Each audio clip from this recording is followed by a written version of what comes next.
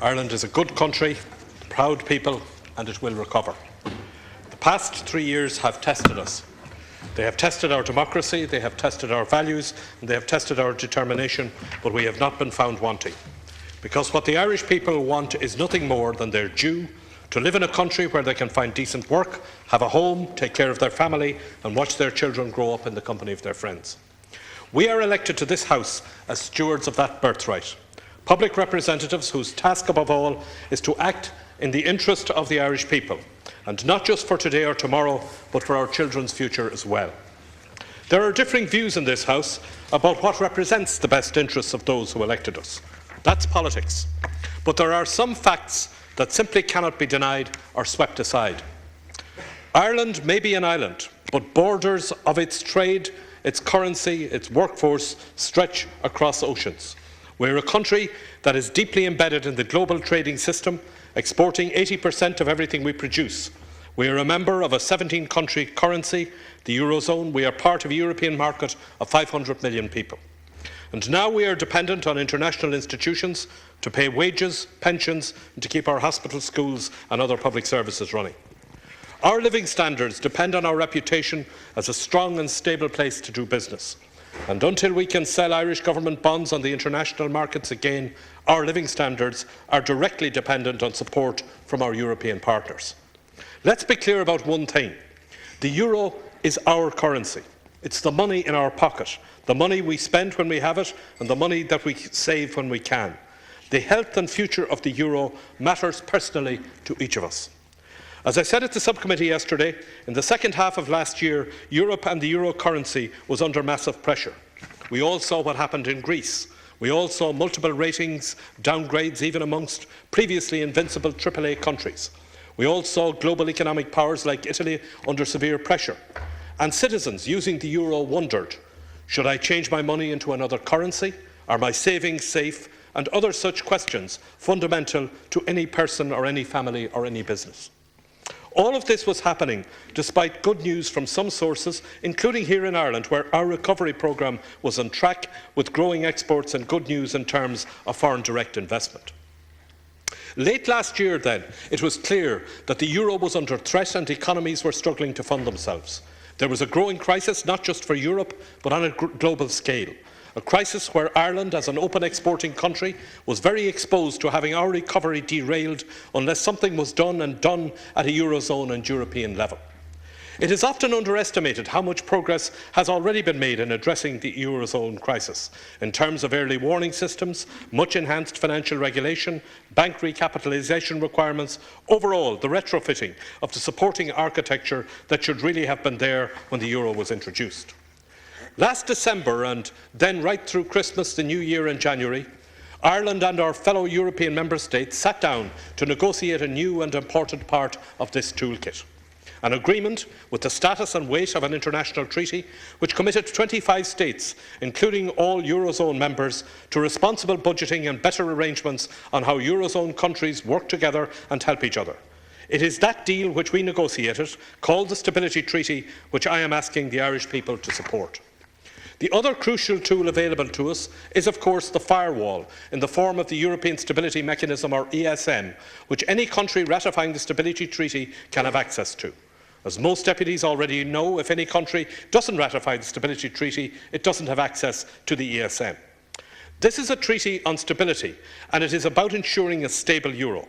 It's about confidence abroad and maintaining and enhancing the influence we've been rebuilding with investors and our European partners.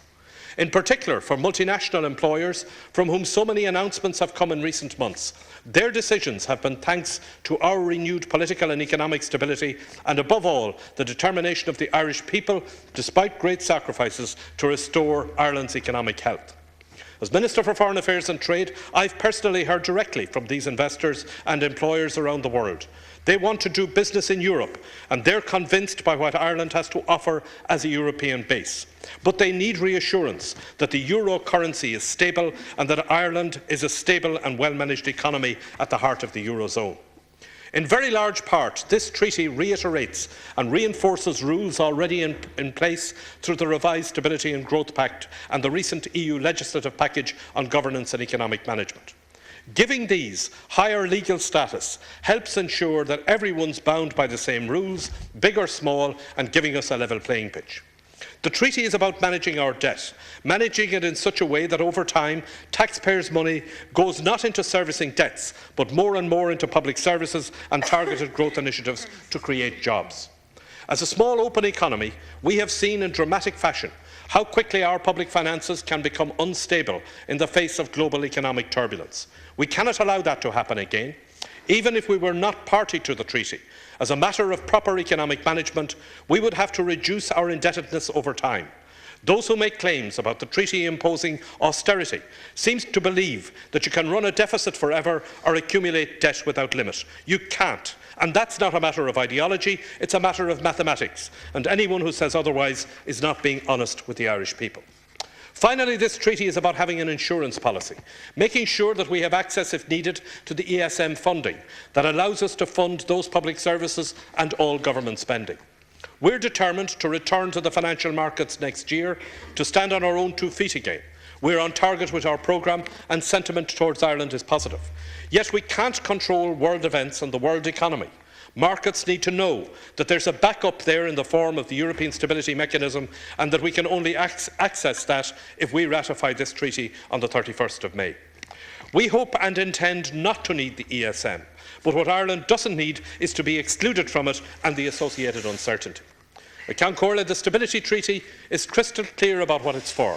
Its very first article states that its purpose is to support, and I quote it directly, the achievement of the European Union's objectives for sustainable growth, employment, competitiveness and social cohesion, jobs, real economies and fairness. To reinforce that point, when the treaty's text was agreed among EU leaders at the end of January, they agreed a growth programme in parallel with it.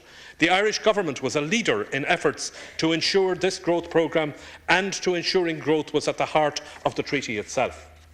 On the 27th of March last, the government decided that the 31st of May would be the date for the Stability Treaty referendum and announced the working of the proposed amendment to the Constitution, the bill for which we are now debating. The 30th Amendment Bill contains the proposed amendment to the Constitution, firstly to ratify the Stability Treaty itself, and secondly to enable the Oireachtas to adopt any legislation necessary in order to implement its provisions. Contrary to what some have claimed, we are not inserting the treaty into our Constitution. We are ensuring that our constitutional arrangements enable us to ratify the treaty. Announcing the referendum date on the 27th of March allowed for 65 days of debate before polling day. The government is determined, both here in the Oireachtas and among the general public, that there will be a full and thorough debate on the Stability Treaty. I want to pay particular tribute to the subcommittee of the Oireachtas Committee on EU Affairs and to its chairperson, Deputy Hannigan, for their work both before and since Easter in debating the Stability Treaty with a large variety of speakers. I participated there yesterday afternoon, and I know their deliberations will inform the debate in both this House and the Seanad in the coming week. I also look forward to the subcommittee's report in the coming weeks. It is the right and duty of government, as before, to play a part in informing the public, and one innovation in this referendum debate will be that every household will receive a copy of the treaty in Irish and English, along with a short explanatory text. The Referendum Commission, established just over 8 weeks before referendum day, will also do their work, and of course I respect their independence in that. All of us in this House, a minority of whom will campaign against the amendment, should and no doubt will be out there explaining and debating with the people, as is our obligation as public representatives. I know there are attempts to appeal to people to use their vote to register a protest of some form. These are difficult times, and with difficult decisions having been made to help fix our economy, it is understandable that some people feel angry that they are contributing so much after all the economic mistakes that have been made during the previous decade. We are all angry that this country has found itself in a position it's in, but the government is determined to fix this, and I'm voting yes because I believe that it will help us recover. My point this morning is that voting no genuinely will not help Ireland's recovery. It will hinder it. If the Stability Treaty is about anything, it's about making sure that great mistakes are not made again.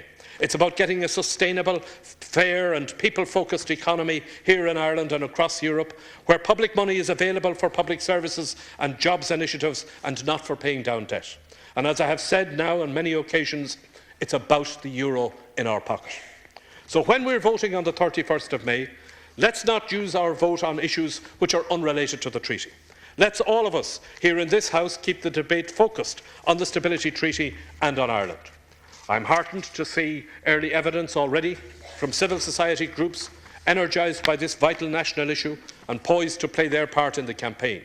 To see farmers and small business owners as well call for a support in the treaty is a sign of how fundamental a stable Eurozone with Ireland at its heart is for all of us.